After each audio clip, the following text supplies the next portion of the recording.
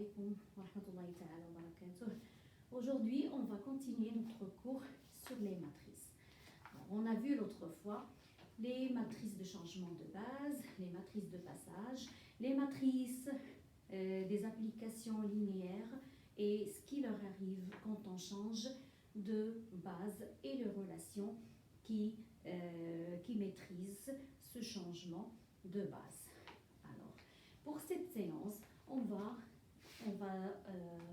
voir de nouvelles notions, notamment le rang d'une matrice.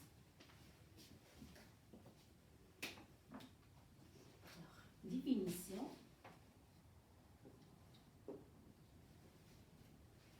Soit A, une matrice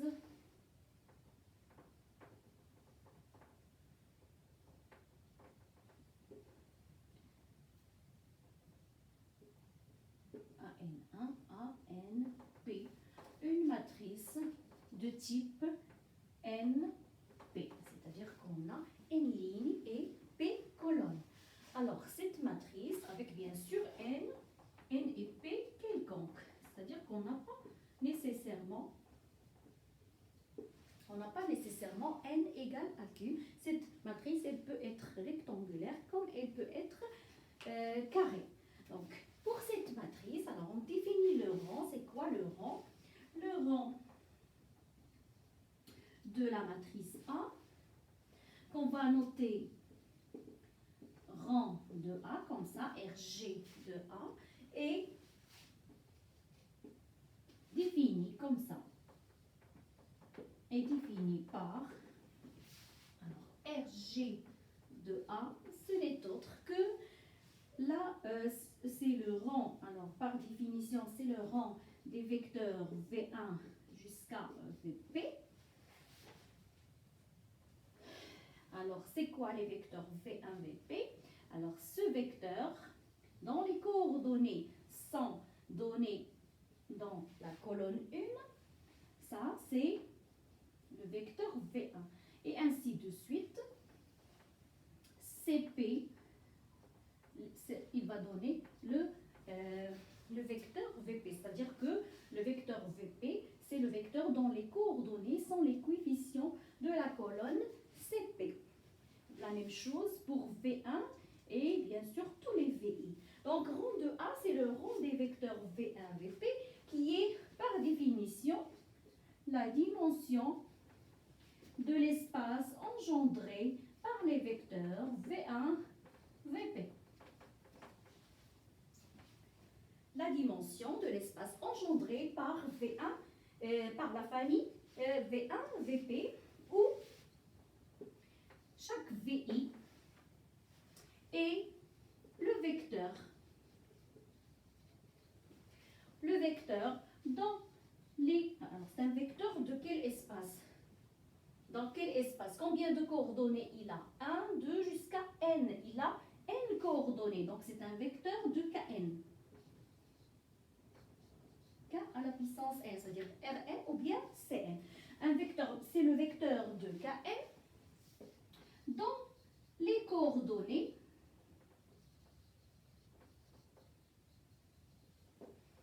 sont les coefficients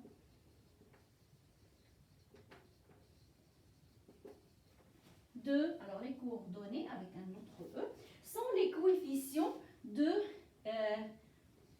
la colonne CI. Avec bien sûr I, il va de 1 jusqu'à P.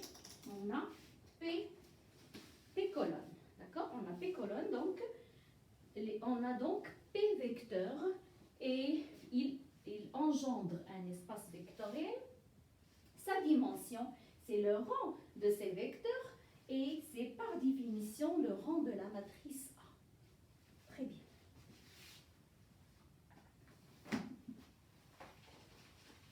On va prendre un exemple pour voir le rang d'une matrice.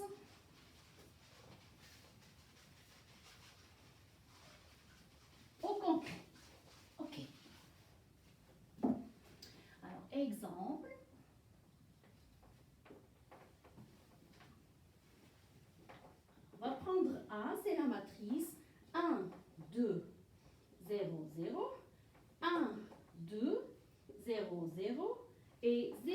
0, 1, 0. Alors ça, c'est une matrice de 4 lignes et 3 colonnes. Donc, elle est de type 4, 3. Alors, quel est son rang? Donc, le rang de A, c'est le rang des vecteurs V1, V2, V3. On a 3 colonnes avec V1, c'est le vecteur 1, 2, 0, 0. V2, c'est 1, 2, 0, 0, la colonne 2. Et V3, c'est la colonne 3, c'est-à-dire 0, 0, 1, 0. Voilà. Et là, bien sûr, pour calculer le rang de V1, V2, V3, il faut calculer la dimension de l'espace engendré par V1, V2, V3. Donc, il faut voir si cette famille est libre ou non. D'accord? C'est une famille génératrice, bien sûr. Alors, la famille V1, V2, V3 est génératrice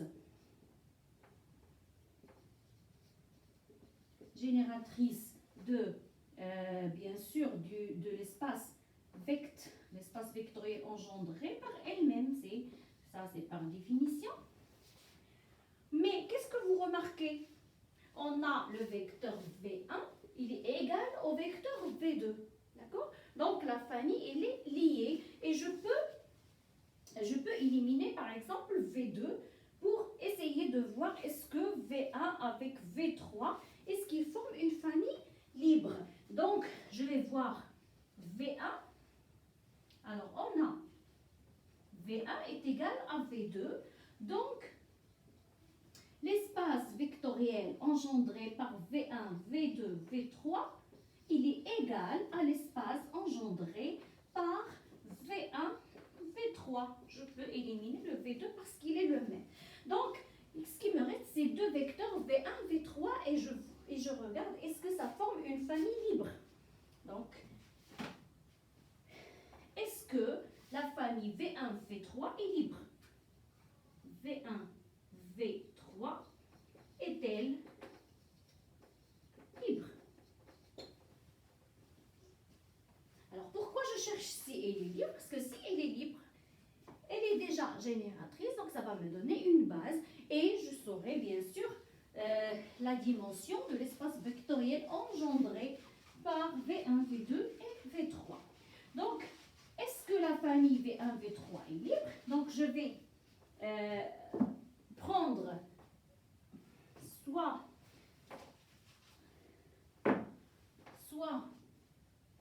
alpha et bêta des réels, tels que alpha V1 plus bêta V3 est égal à 0, bien sûr, de R4.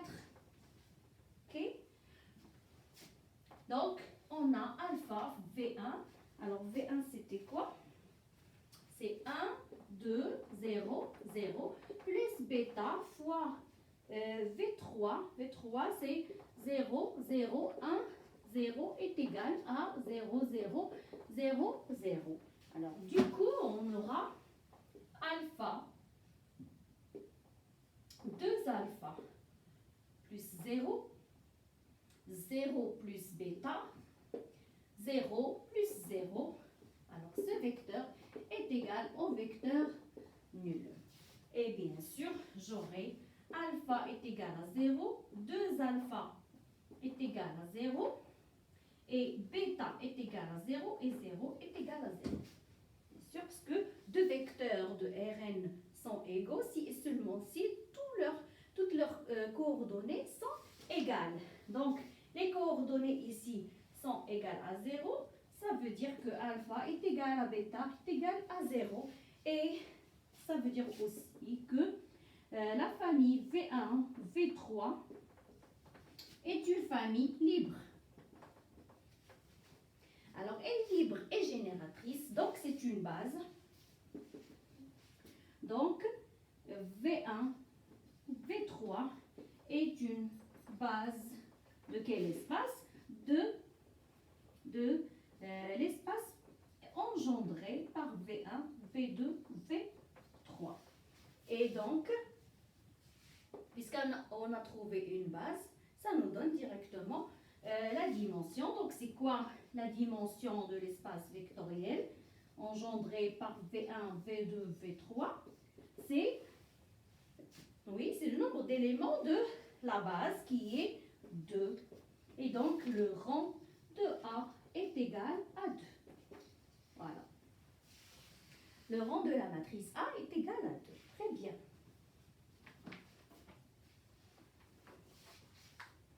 Alors, d'une manière générale,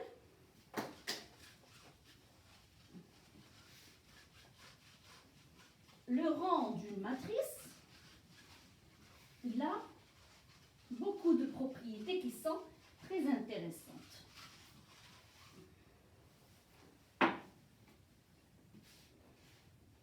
Alors, on va commencer par remarquer les choses suivantes. Okay? Donc, propriétés.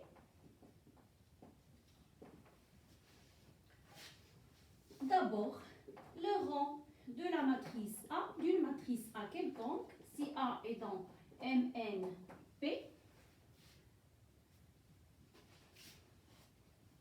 de K, le rang de A, il est inférieur ou égal au minimum de N et P. Alors, pourquoi ça? Alors, effectivement, parce que le rang de A, comme on a vu tout à l'heure, c'est la dimension de l'espace vectoriel engendré par les vecteurs V1 jusqu'à, alors j'ai P colonne, donc j'aurai P vecteur, d'accord?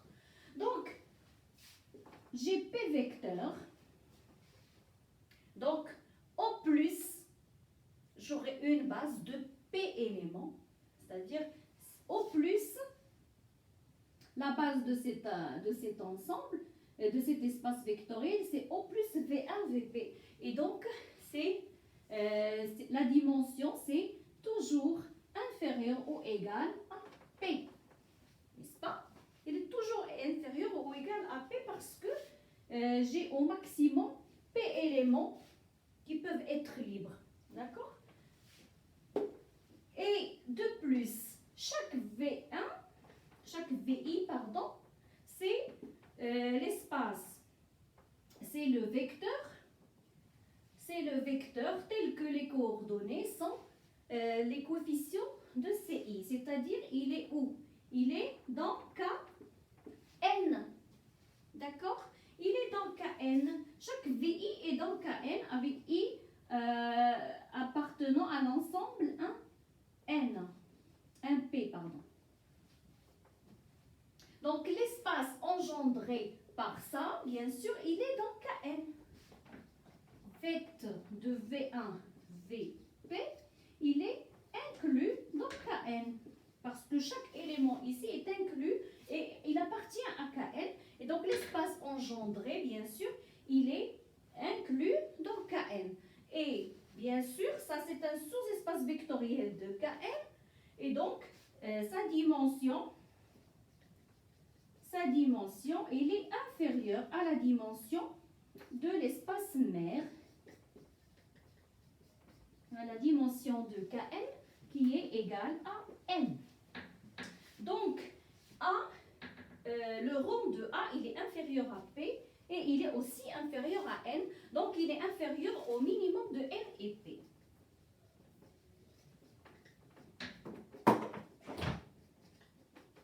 Voilà. Alors maintenant, une deuxième remarque, c'est par rapport à l'application linéaire associée à une matrice. Alors, la relation entre le rang de F et le rang de A. Alors, il s'avère bien sûr que c'est la même chose.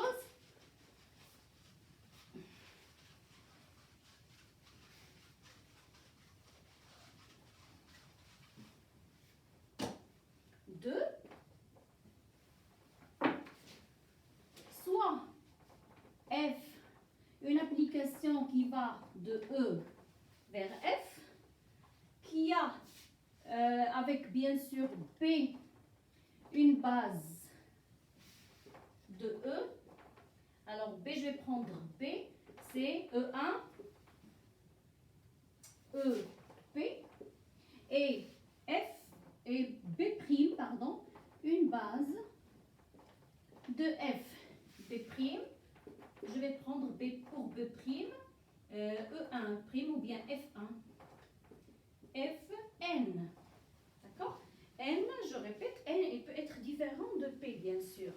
Donc, la matrice de F dans les bases B, B', ce n'est autre que, si vous vous souvenez bien, qu'est-ce qui fait les colonnes de cette matrice?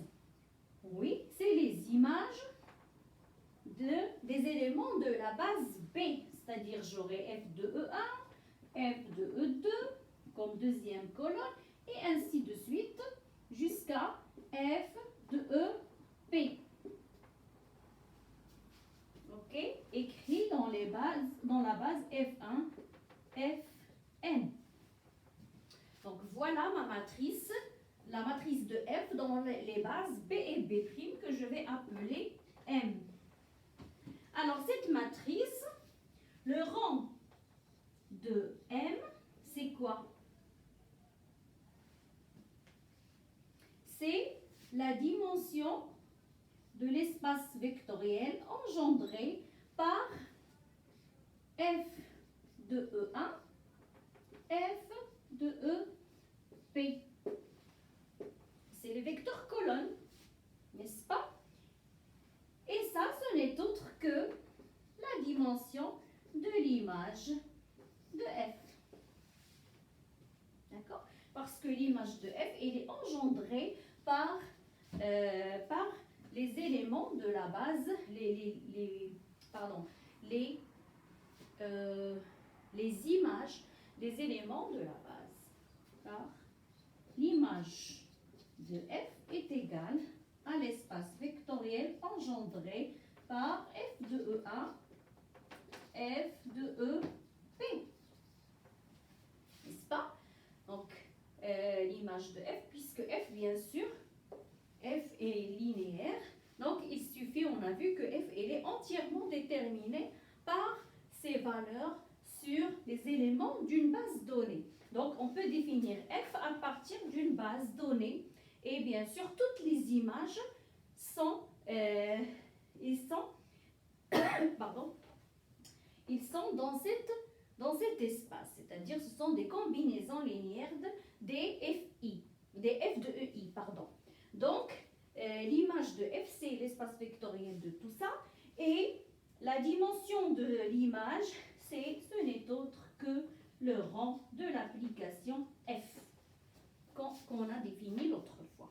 Donc, vous voyez bien que le rang d'une application linéaire est égal au rang de la matrice qui la représente dans une base donnée. D'accord? Et on déduit de ça que le rang, bien sûr, que le rang de F, il ne dépend pas de l'écriture de F dans les bases B et B', parce que le rang de F, on sait que c'est la dimension de l'image. Donc, il ne dépend pas vraiment de B et B'. Okay? La dimension de l'image, elle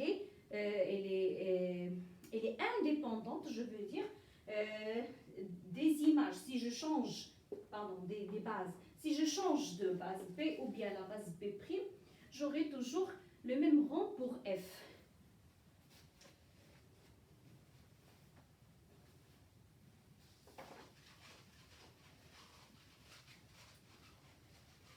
Donc, si je fais une autre représentation de F dans une autre base, par exemple, si je fais B ou bien C, une autre représentation, et donc base de E, et C', F1',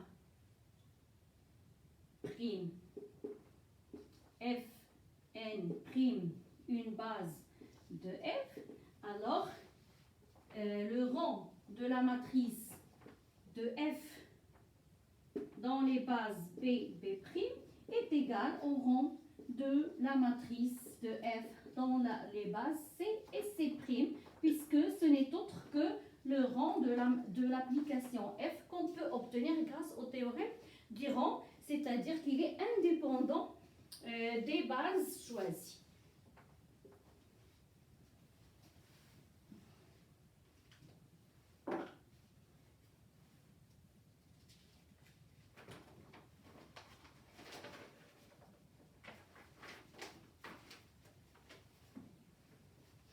Je vais prendre un exemple.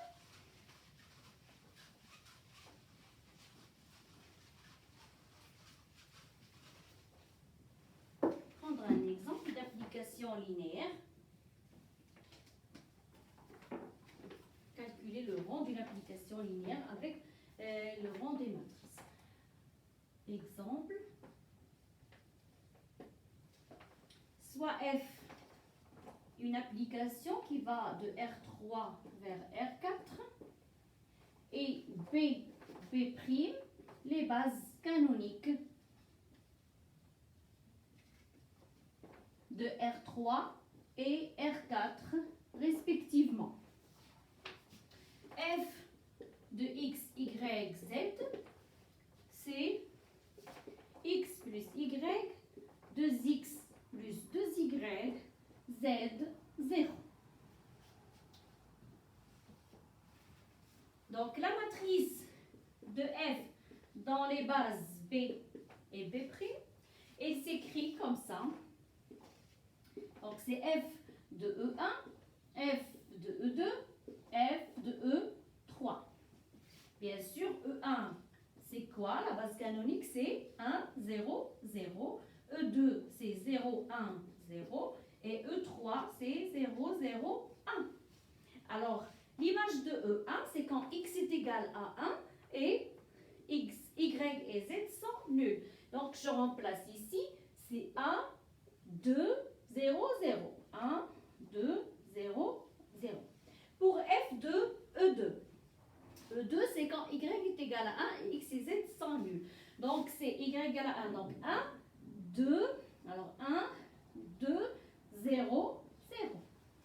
F de E3, c'est quand Z est égal à 1 et X et Y sont nuls.